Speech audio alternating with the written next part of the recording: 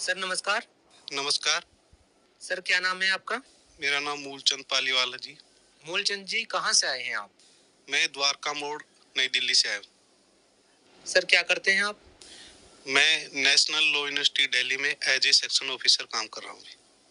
Sir संत रामपाल जी महाराज से नाम दीक्षा लेने से पहले आप क्या भक्ति साधनाएं करते थे?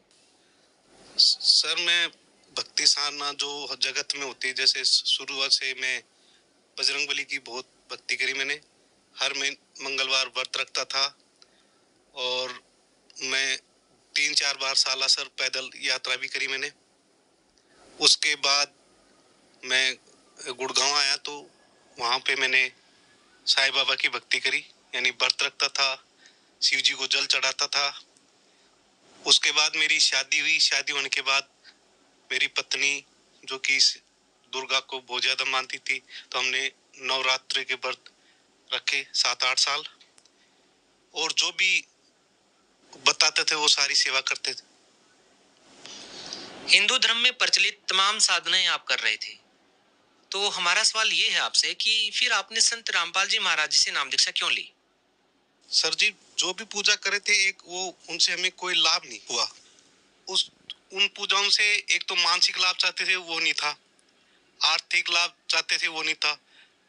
और स्वास्थ्य लाभ थे, वो भी नहीं था। मैं सर संत रामपाल जी महाराज जी से नाम दीक्षा लेने से पहले जो आप भक्ति साधनाएं कर रहे थे और जिन साधनाओं के करने से आप जो लाभ प्राप्त करना चाहते थे वो लाभ आपको प्राप्त नहीं हो रहे थे, तो क्या संत रामपाल जी महाराज से नाम दीक्षा लेने के बाद आपको वो लाभ प्राप्त हुए जो आपको पहले भक्ति साधना करने से नहीं मिल रहे थे? जी, सबसे पहले बताऊं मेरे को आर्थिक लाभ। 2014 में मैं लालचवश या किसी भी कारण से मैं एक लॉटरी खेली, जो कि कभी 10, 20, 30 करते करते करते 4-5 महीने में मैंने 10 लाख रुपए डुबो दिए। वो भी मेरे पास नहीं थे, लोग उसे कर्जा लेके 10% पे कर्जा लेके, ऐसे करते करते वो कर्जा 30 लाख का हो गया। उसके बाद इसी टेंशन में नशे करने लगे, मैं दारू पीने लग गया, मीट शराब बीड़ी सिगरेट सब करने लग गया, और साथ में बीमार रहने लग गया। मेरे को हर महीने में कम से कम 2 बार डॉक्टर के पास जाना पड़ता था, क्योंकि सांस की दिक्कत हो गई थी मेरे को, और 500-500 mg की दवाइयां लेनी पड़ती थी। जैसे हमने सतगुरु रामपाल जी महाराज जी से नाम दीक्षा ली, आज के दिन मेरे को कोई समस्या नहीं है स्वास्थ्य, और जो कर्जा था वो धीरे धीरे कम हो रहा है। अब कोई दिक्कत नहीं है जी। संत रामपाल जी महाराज से नाम दीक्षा लेने के बाद आपको और क्या लाभ मिले? लाभ ये तो मेरा पर्सनल लाभ था, और मेरा छोटा भाई है जो कि टीबी से ग्रस्त था, सांस की बीमारी थी। वो हर महीने कम से कम 7-8 हजार की दवाइयां खाता था, लेकिन जैसे ही उसको सतगुरु रामपाल जी महाराज जी की दया से नाम दिलाए, तो उसको 4-5 महीने में सारी जितनी दवाइयां थी वो सब छूट गई। आज वो बिल्कुल स्वस्थ है।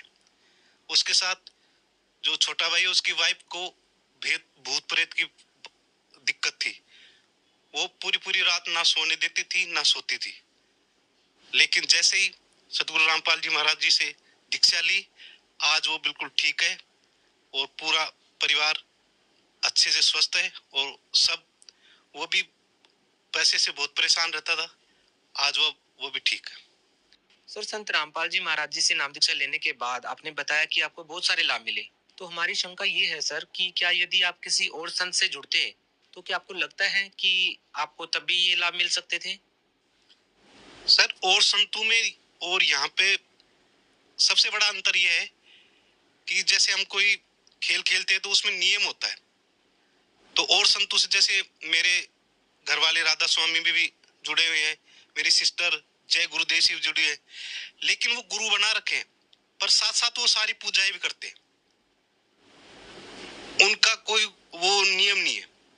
लेकिन यहाँ सतगुरु जी तभी लाभ मिलता है जब हम पूरे नियम, जो गुरु जी के नियम है उनके अकॉर्डिंग चलते हैं, तो पूरा लाभ मिलता है।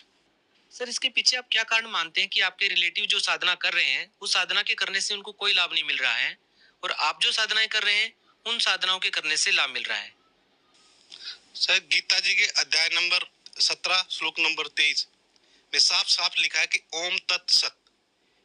तो ओम तो सबको पता है, लेकिन तत् का एक तत्वदर्शी संत ही बता सकता है, जो कि आज के समय संत रामपाल जी महाराज जी हैं, जिससे सत भक्ति से सबको लाभ होते हैं। सर देखिए, भक्ति तो आम साधारण व्यक्ति भी कर ही रहा है ना, तो लाभ तो उनको भी मिलना चाहिए। पर भक्ति वो करे एक जो हमारा शास्त्र अनुकूल साधना है वो नहीं करते। जो हमारे सदग्रंथ वेद पुराण गीता बाइबल जो बता रहे हैं, जो असली उसमें ज्ञान है, उसके अकॉर्डिंग भक्ति नहीं करते।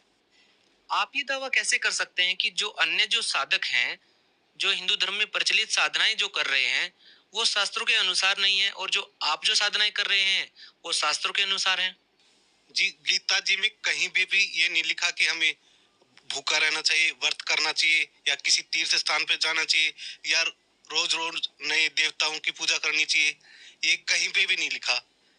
तो इसलिए हम बोल सकते हैं कि शास्त्र अनुकूल साधना करेंगे तो हमें लाभ जरूर मिलेंगे। आप भगत समाज को क्या संदेश देना चाहेंगे? भगत समाज को संदेश यही देना चाहूंगा कि आप सभी पढ़े लिखे हैं तो एक बार अपने सदग्रंथों को ध्यान से पढ़ें, देखें कि उसमें क्या लिखा हुआ है, सतभक्ति क्या है। अगर हम उसके अकॉर्डिंग अपनी साधना करेंगे तो हमें पूरा हर तरीके का लाभ मिलेगा। जो व्यक्ति संत रामपाल जी महाराज से नाम दीक्षा लेना चाहते हैं, वो उनसे कैसे जुड़ सकते हैं, कैसे नाम दीक्षा ले सकते हैं? सर जी, इसका बहुत आसान तरीका है। किसी भी सोशल मीडिया प्लेटफॉर्म पर जाइए और उसमें सर्च करिए संत रामपाल जी महाराज जी, तो आपको सत्संग मिलेंगे। सत्संग के दौरान आपको नीचे एक पट्टी चलती है, उसमें हर जिले का आपको नंबर मिलेगा, वहां से आप अपना नामदान ले सकते हैं। जी बहुत बहुत धन्यवाद। धन्यवाद।